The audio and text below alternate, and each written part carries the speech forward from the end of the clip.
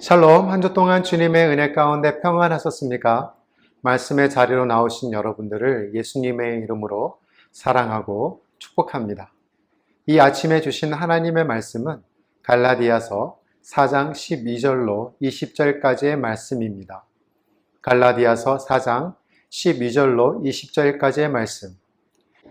형제들아, 내가 너희와 같이 되었은즉 너희도 나와 같이 되기를 구하노라. 너희가 내게 해롭게 하지 아니하였느니라. 내가 처음에 육체의 약함으로 말미암아 너희에게 복음을 전한 것을 너희가 아는 바라. 너희를 시험하는 것이 내 육체에 있으되 이것을 너희가 업신여기지도 아니하며 버리지도 아니하고 오직 나를 하나님의 천사와 같이 또는 그리스도 예수와 같이 영접하였도다. 너희의 복이 지금 어디 있느냐? 내가 너희에게 증언하노니 너희가 할 수만 있었더라면 너희의 눈이라도 빼어 나에게 주었으리라. 그런즉 내가 너희에게 참된 말을 함으로 원수가 되었느냐? 그들이 너희에게 대하여 열심 내는 것은 좋은 뜻이 아니요 오직 너희를 이간시켜 너희로 그들에게 대하여 열심을 내게 하려 함이라. 좋은 일에 대하여 열심으로 사모함을 받음은 내가 너희를 대하였을 때뿐 아니라 언제든지 좋으리라.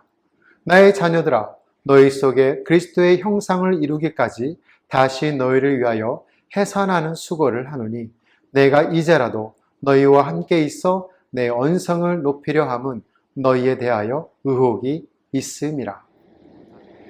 여러분은 지금 2022년으로 들어와 매일매일 하루하루를 보내고 계십니다. 오늘의 하루는 2022년 1월 16일, 지금 여러분의 모습은 2021년 여러분이 선택한 결과입니다. 여러분의 건강, 지식, 학교, 직장, 사업 또는 그리스도 안에서의 자비와 사랑과 같은 것들은 2021년에 훈련을 어떻게 받았는지에 대한 결과입니다. 여러분 안에 형성되는 그 어떤 것들은 여러분 자신이 허용한 결과물이기도 해요. 그것이 외부의 압력이든지 그것이 내부의 내부적 안주였든지 상관없이 나타나는 결과입니다. 그러나 하나님께 복종하고 하나님의 말씀으로 양육되고 성령의 지배를 받으며 그리스도를 본받으려고 노력하는 삶은 하나님께 유용하게 쓰임을 받고 그로 인하여 하나님께 영광을 돌리는 결과로 나타납니다. 갈라디아서 4장에서 우리는 믿음으로 시작했던 갈라디아인들이 어떻게 유대주의자들의 가르침을 받아 그토록 빨리 복음을 버리고 다른 복음을 쫓아갔는지를 계속 보고 있습니다. 바울은 그들에게 율법과 믿음의 차이를 가르쳤는데요. 분별력 있게 행동하지 않은 그들의 어리석음에 대해 꾸짖고 책망했죠. 그들에게 그리스도 안에 있는 하나님의 구속 목적의 파노라마를 보여주면서 참된 복음을 받아들였을 때의 추억을 상기시켜 주었습니다. 그리고 바울은 이 단락에서 열정적으로 개인적 호소를 하고 있습니다. 2022년 어떻게 여러분은 하나님께서 원하시는 것을 할 수 있을까요? 하나님께서 원하시는 것으로 될 수 있을까요? 올해는 여러분에게 생산적이고 유익한 해가 될 수 있을까요? 이것을 아셔야 합니다. 이런 모든 일들은 그냥 일어나지 않는다는 사실을요.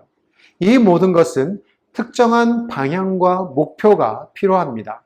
이것이 없으면 표대가 없는 배와 같이 내비게이션 없이 초행길을 배회하는 것과 같은 2022년이 될 것입니다. 올해 2022년에는 여러분들이 그리스도의 형상을 이루기 위한 방향과 목표를 아직 정하시지 못하셨다면 오늘 본문을 통해 성령님께서 여러분 각자에게 깨닫게 하시고 찾을 수 있도록 도움 주시기를 소망합니다. 그리스도가 여러분 안에 형성되게 하기 위해서는 먼저 선한 모범이 필요합니다. 12절 상반절을 볼까요? 형제들아, 내가 너희와 같이 되었은즉 너희도 나와 같이 되기를 구하노라. I plead with you, brothers, become like me, for I became like you. 여기서 나와 같이 되기를은 헬라어로 진역하면 계속 나와 같이 되기를 이라는 의미입니다. 이 말에 몇 가지 견해가 있는데요. 첫 번째 견해는 바울이 갈라디아 교인들에게 사랑과 정직으로 대한 것을 상기시키면서 너희도 내 앞에서 솔직하라 라는 의미입니다. 두 번째 견해는 바울이 유대인이었음에도 불구하고 유대주의의 모든 의식주의를 폐기하고 그리스도 안에서 참된 자유자가 된 것을 상기시키면서 너희도 나와 같이 자유자가 되라 라고 한 것입니다. 세 번째 견해는 바울이 갈라디아 교인들의 입장에 선 것을 상기시키면서 너희도 내 입장에서 나를 이해하라고 권면하는 것으로 볼 수 있습니다. 위와 같이 세 개의 견해들이 나름대로의 타당성을 갖고 있습니다. 하지만 문맥상으로 본다면 두 번째 견해인 너희도 나와 같이 자유자가 되라가 가장 타당할 것입니다. 왜냐하면 바울은 계속해서 율법과 그리스도로 인한 자유에 대해 설명하고 있기 때문입니다. 바울은 복음을 위하여 자신의 지위와 유대인이 갖는 우월감을 초라한 것들로 인식했죠. 참된 자유가 그리스도 안에 이루어졌음을 가르쳤습니다. 그리스도 안에 있는 형제들에게 바울이 첫 번째로 호소한 것이 무엇이죠? 너희도 나와 같은 자유자가 되라 라는 것이었습니다. 하나님의 은혜 안에서 모든 성도들이 가지고 있는 영적 자유를 인식하고 그에 따라 살으라고 호소한 것이죠. 바울은 일종의 제거된 교리에서 나온 이론적 가르침으로 말하는 것이 아니에요. 또한 그는 특정한 목표를 가진 자들, 형제들이라고 말을 했죠. 그들에게 말한 것입니다. 바울이 갈라디아 교회 성도들에게 일부러 권면이나 지도 차원으로 말하고 있는 것이 아니에요. 왜냐하면 1절 다시 한번 볼까요? 그는 간청한다 라고 하였습니다. NIV 성경을 보면 I plead with you 라고 되어 있어요. 나는 너에게 간청합니다 라는 거예요. 바울은 말하기를 내가 너희에게 간청하노니 라고 간절하게 호소하고 있는 것을 찾아볼 수 있습니다.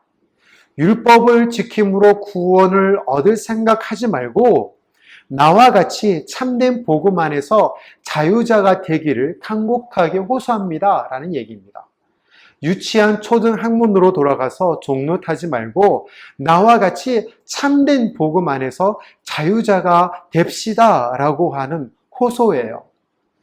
저 또한 여러분에게 간청하고 싶습니다. 여러분은 그리스도와 함께 있는 것에 안주하지 마십시오.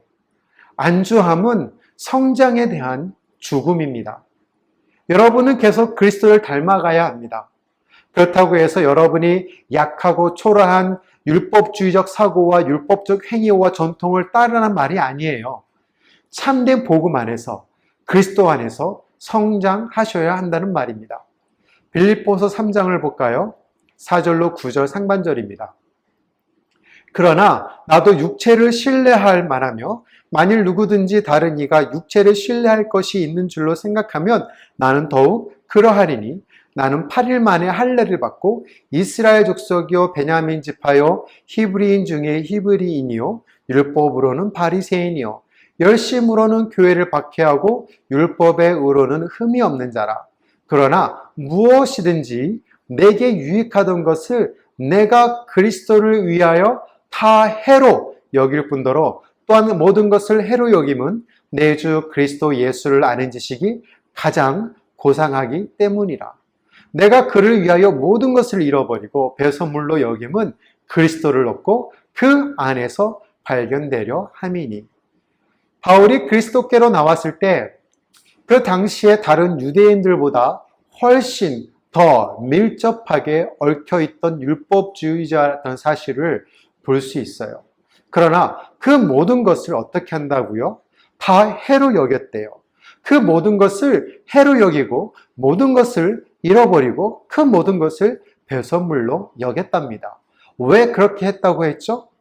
그리스도를 얻고 그 안에서 발견되려 하기 위함이었습니다. 유대교의 율법주의를 버리고 하나님의 은혜의 선물을 받아들였기 때문입니다. 이것이 2022년에 여러분 모두가 직면한 도전이 아닐까 생각해 보아요. 여러분 주변에 모두가 여러분을 더 원합니다. 예를 들면 직장에서는 여러분에게 더 많은 시간을 내서 야근을 하기를 원합니다. 며칠 전에는 슬픈 소식이 있었죠. 현대차 그 디자이너에서 팀장으로 있던 젊은 분이 자살하셨던 사건을요. 또 친구들은 여러분들과 함께 더 많은 시간을 나누기를 원합니다. 여러분의 아내는 여러분이 가정에 더 많은 애정을 갖기를 원하고 있고, 그러나 이 모든 것을 더 많이 한다고 해서 여러분이 행복하지 않다는 것을 알고 계세요. 또한 이 모든 것을 더 한다고 해서 그리스도를 얻고 신앙이 성장하는 것도 아닙니다. 그럼 어떻게 해야 할까요? 바울이 성도들에게 간청했듯이 그리스도 안에서 성장하는 것입니다. 바울은 종종 그의 서신서에서 자신이 그리스도를 본받는 것처럼 자신을 본받으라고 자주 권면했습니다. 고린도전서와 빌립보서와 데살로니가전서를 여러분 보시면 찾아볼 수 있어요.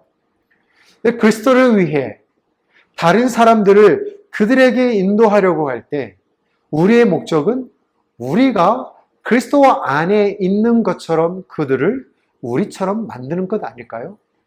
그러기 위한 수단은 우리 자신을 그들과 같이 만드는 것일 겁니다. 동일시한다는 거예요.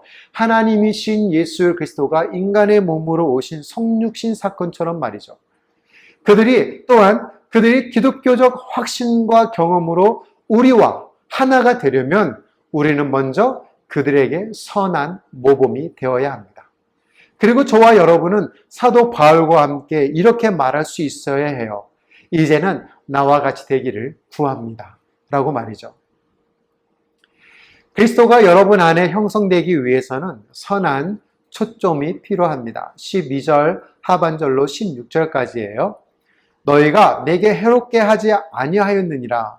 내가 처음에 육체의 약함으로 말미암아 너희에게 복음을 전한 것을 너희가 아는 바라. 너희를 시험하는 것이 내 육체에 있을 때 이것을 너희가 업신여기지도 아니하며 버리지도 아니하고 오직 나를 하나님의 천사와 같이 또는 그리스도 예수와 같이 영접하였도다. 너희의 복이 지금 어디에 있느냐? 내가 너희에게 증언하노니 너희가 할 수만 있었다라면 너희의 눈이라도 빼어 나에게 주었으리라. 그런즉 내가 너희에게 참된 말을 함으로 원수가 되었느냐? 이제 바울은 과거 시점으로 돌아가서 강조하고 있는 것을 보고 있어요. 그러면서 갈라디아 교인들과 바울과의 개인적 관계가 얼마나 풍부하고 깊었는지를 상기시켜주고 있습니다. 그들은 바울에게 아무 잘못도 하지 않았을 뿐만 아니라 그가 극도로 불리한 개인적 상황에 있을 때에도 공개적으로 사랑하고 그를 영접했어요. 어떻게 했다고요? 하나님의 천사와 같이. 어떻게 했다고요? 그리스도와 같이 영접했다고 했습니다. 심지어 그들의 눈이라도 빼어서라도 바울의 약함을 치료하고 싶어 했어요. 여러분이 누군가를 위해 할 수 있는 가장 사랑스러운 일은 그들이 성장할 수 있도록 돕는 것입니다. 자신에게만 초점을 맞추는 것은 이기적인 일이에요. 저와 여러분은 다른 이들이 성장하도록 도와야 합니다. 우월감에서 결점을 지적하는 것이 아니라 그들에 대한 진정한 사랑으로 그들이 더욱 그리스도를 닮아가도록 돕는 것입니다. 13절에서 바울은 처음 갈라디아 성도들에게 복음을 전하던 때를 구체적으로 회상하고 있어요. 너희가 아는 바라. 이 표현은 개인적인 역사의 배경을 설명할 때나 이미 확정된 교리를 진술할 때 자주 사용되어졌던 표현이에요. 너희가 아는 바라. 이 구절은 사도행전 13장 13절로 14절을 보시면 좀 더 이해가 되실 겁니다. 바울과 및 동행하는 사람들이 바보에서 배 타고 밤빌리아에 있는 버가에 이르니 요한은 그들에게서 떠나 예루살렘으로 돌아가고 그들은 버가에서 더 나아가 비시디아 안디옥에 이르러 안식일에 회당에 들어가 앉으니라. 바울은 선교 여행 중 바보와 버가를 지나 속히 갈라디아 지방으로 올라갔다고 기록했어요. 당시 버가는 저지대로서 해안에 그 습지로 이루어져 있습니다. 그래서 유행병들이 많이 돌았는데요. 특히 말라리아가 심했다고 해요. 바울은 여기서 유행병에 걸렸고 치료 차원으로 비시디아 안디옥으로 간 것으로 보입니다. 그의 질병이 무엇인지 정확하게는 알 수 없지만 그것이 무엇이든 바울이 갈라디아 사람들에게 복음을 전파하는 계기가 되었다는 거예요. 그리고 열병과 고통 사이에서 설교하고 가르치는 그 목회를 상당히 약한 몸으로 고린도전서 2장 3절에 나와 있는데요. 약한 몸으로 했다고 기록되어 있습니다. 우리에게도 동일하게 적용이 되어야 하지 않을까요? 여러분은 나이와 조건에 관계없이 여전히 해야 할 일들이 있습니다. 질병에 걸리거나 건강이 허약할 때 나이가 시니어급이고 반대로 너무 젊어서 이런 나이와 조건에 관계없이 하나님께 유용한 도구가 되기로 결심하십시오. 하나님은 여전히 여러분이 경건한 증인으로 그분을 섬기기를 원하십니다. 14절을 볼까요? 이것을 너희가 업신여기지도 아니하며 버리지도 아니하고 Even though my illness was a trial to you, you did not treat me with contempt or scorn. 바울이 어떤 병에 걸렸는지 14절에 갈라디아 교인들에게 시련을 준 것은 그 육체의 질병에 대한 정상적인 반응의 혐오감이었을 겁니다. 왜냐하면 고대에는 좋은 약, 살균제, 붕대, 또 현대와 같은 그 치료의 혜택이 없었기 때문에 질병이 종종 흉하게 변하고 악취가 메스꺼웠다고 해요.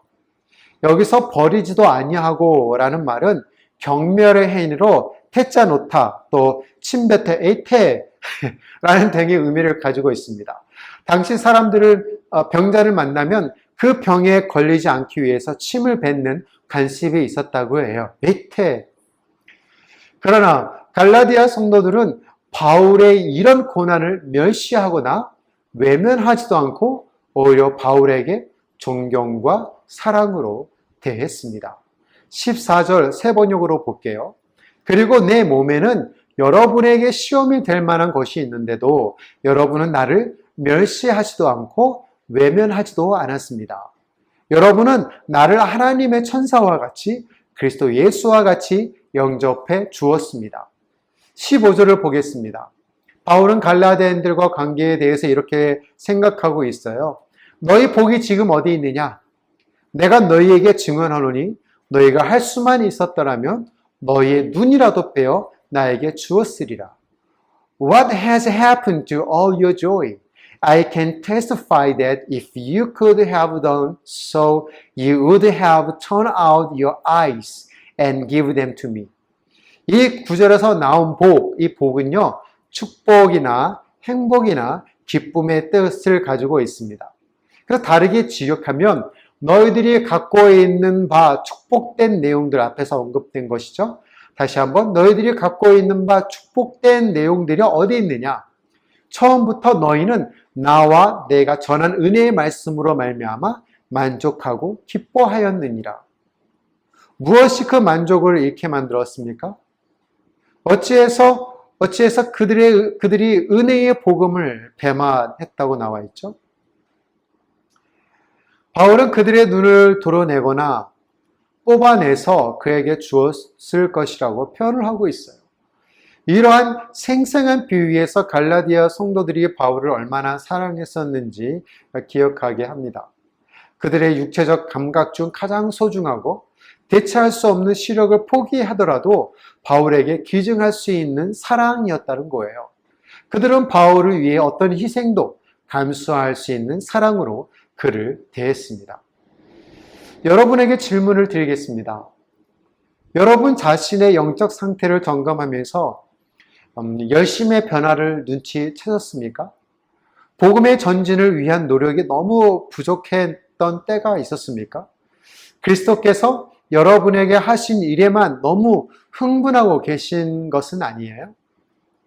다른 사람들이 어떻게 생각할지 걱정하지 않고 하나님이 하시는 흥미진진한 일들에만 신경을 쓰고 계신 건 아닙니까?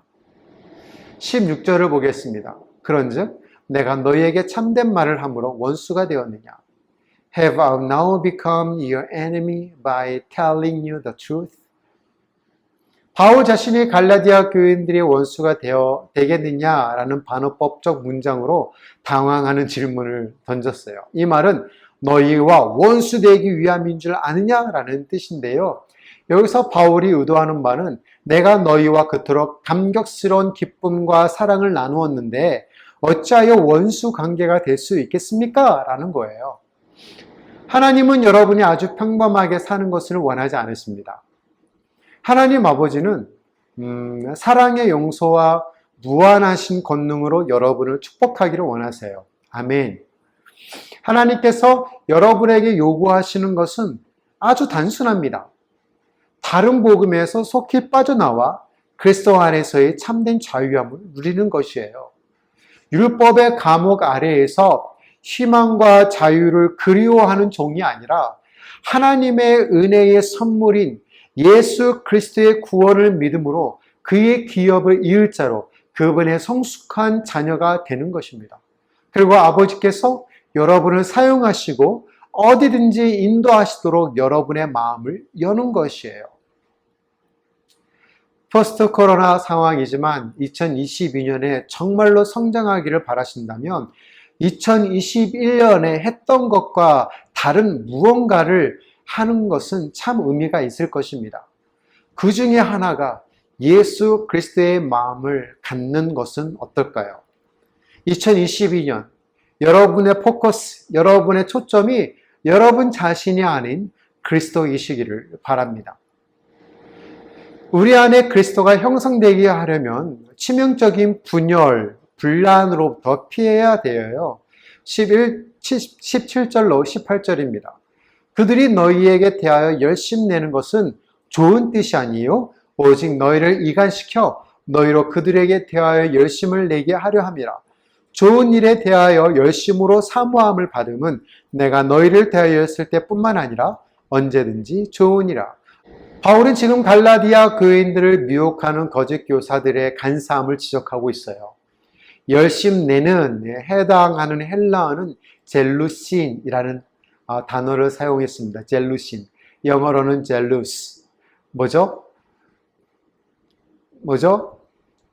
시기죠, 시기. 그래서 이것을 시기, 증오, 진노의 감정으로 가득 차다, 또 열렬히 바라다라는 의미로 번역했습니다. 이 구절에서 바울은 교회 내에 있는 유대주의자들의 위장된 열심을 폭로하고 있는 거예요. 반면에 바울의 선하고 열심을 증명하고 있습니다.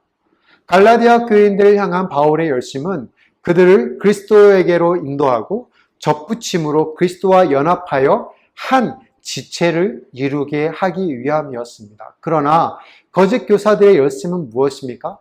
갈라디아 교인들을 그리스도로부터 멀어지게 하고 복음의 진리를 왜곡시키고 분열시켜서 그리스도 안에서 한 지체된 것을 파괴시키려고 하는 것이었습니다.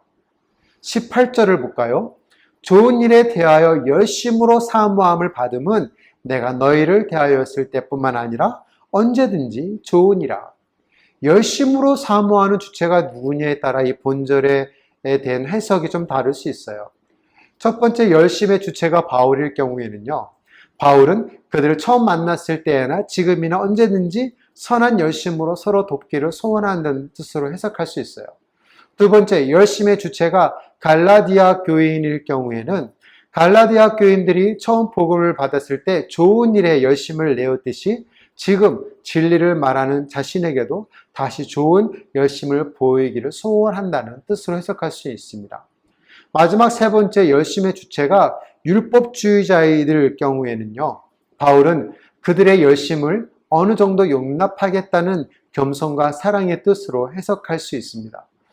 율법주의자들의 열심이 선한 목적에서 이루어진 것이라면 언제든지 환영한다는 뜻이에요.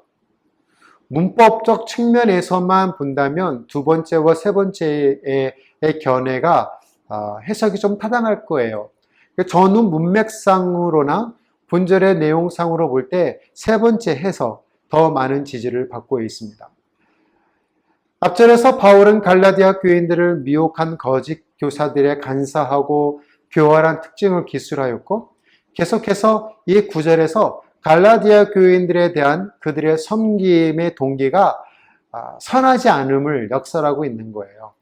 이런 맥락에서 공동 번역을 볼까요? 그들이 좋은 동기로 여러분에게 열성을 보인다면야 얼마나 좋겠습니까? 내가 여러분과 함께 있을 때뿐만 아니라 언제나 그랬으면 좋겠습니다.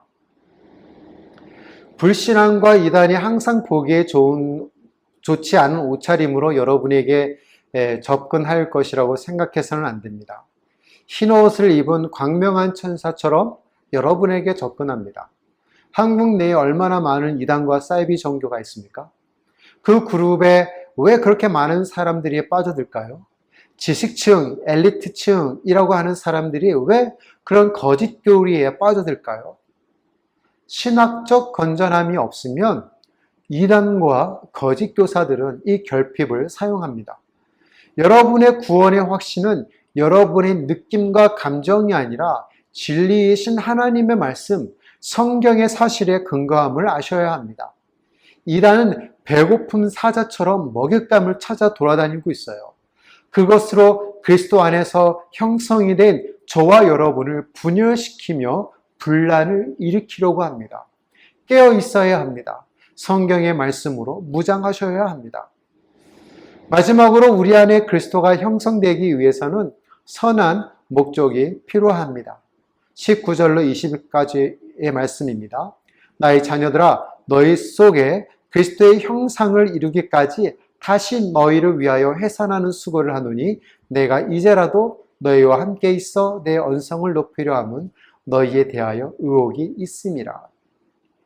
이제 바울은 어머니처럼 갈라디아 교회 성도들에게 나의 자녀들아, my children, 나의 자녀들아 라고 말을 하고 있어요. 바울은 재판관 앞에서 변호사처럼 변론하는 것이 아닙니다. 부모님처럼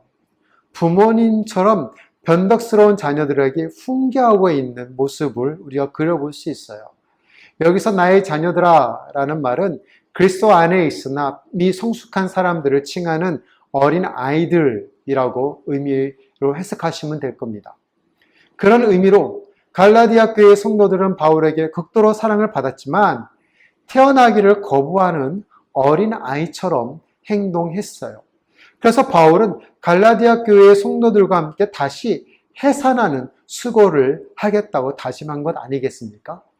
특별히 여기서 해산하는 이에 해당하는 의미의 단어는요, 단순히 임신하겠다, 임신해서 오랜 기간을 너와 함께 하겠다, 그런 말이 아니고요, 분만하는 고통의 역점을 두고 있는 것입니다. NIV에서 I am again in the pains of childbirth라고 되어 있거든요. 그러니까 해산할 때의 고통을 얘기하는 거예요. 해산하는 고통에 중점을 둔 것을 볼 수 있습니다. 다시 말해서 바울은 갈라디아 교회 성도들을 양육하는 것을 어머니가 아기를 출산하는 고통에 비유하고 있는 것이에요. 지난주에도 말씀을 드렸죠? 이것은 갈라디아 교인들이 다시 중생의 체험을 해야 한다는 의미라기보다는 중생한 자가 가야 할 성화의 과정을 전제하는 것입니다. 바울이 그들을 계속해서 양육함으로 고통이 크다는 것을 표현한 것이에요. 제 말로, 제 언어로 다시 말해보겠습니다.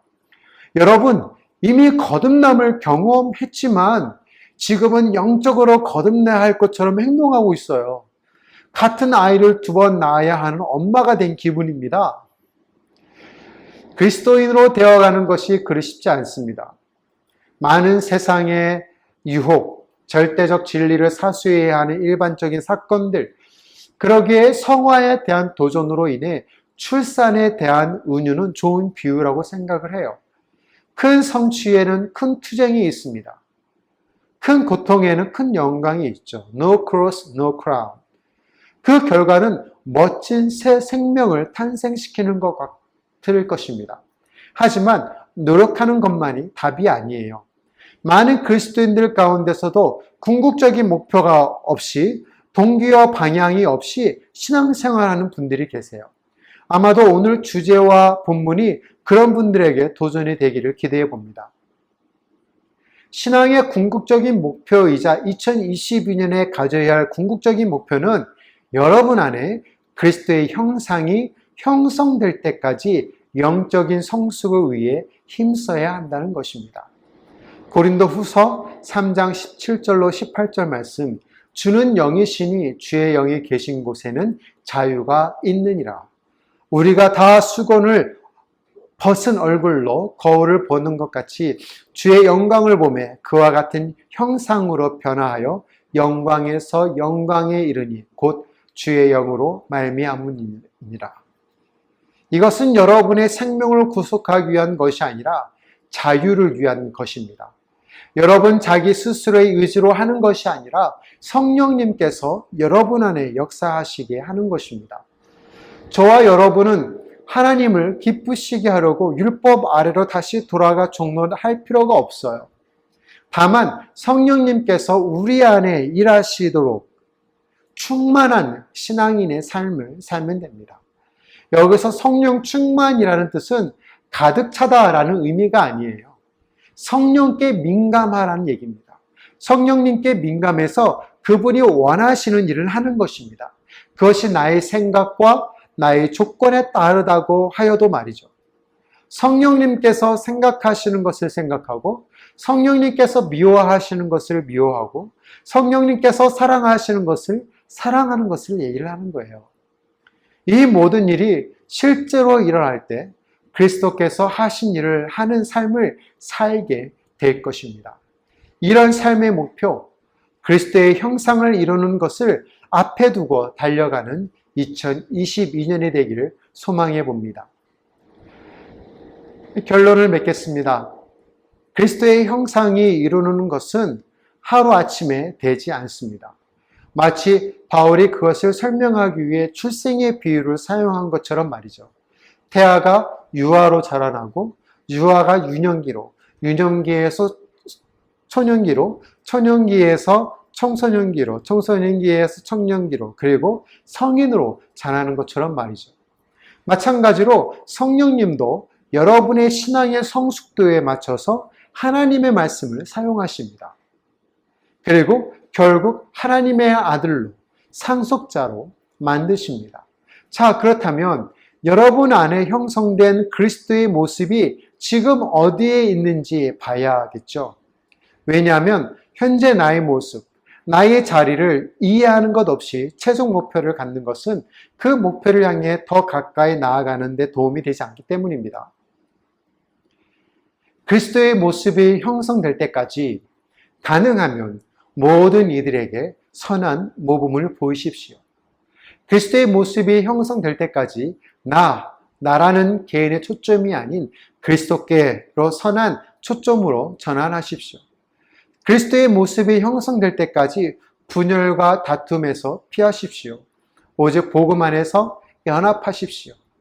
그리스도의 모습이 형성될 때까지 그리고 삶의 선한 목적을 이루기 위해 성화의 과정을 기쁨으로 감당하십시오. 2022년 12월 31일 송군영신 예배 때 이런 고백이 여러분의 입술에서 나왔으면 좋겠습니다. 우리가 다 하나님의 아들을 믿는 것과 아는 일에 하나가 되어 온전한 사람으로 이루어 그리스도의 장성한 분량이 충만한 데까지 이르렀습니다. 라는 고백 말입니다.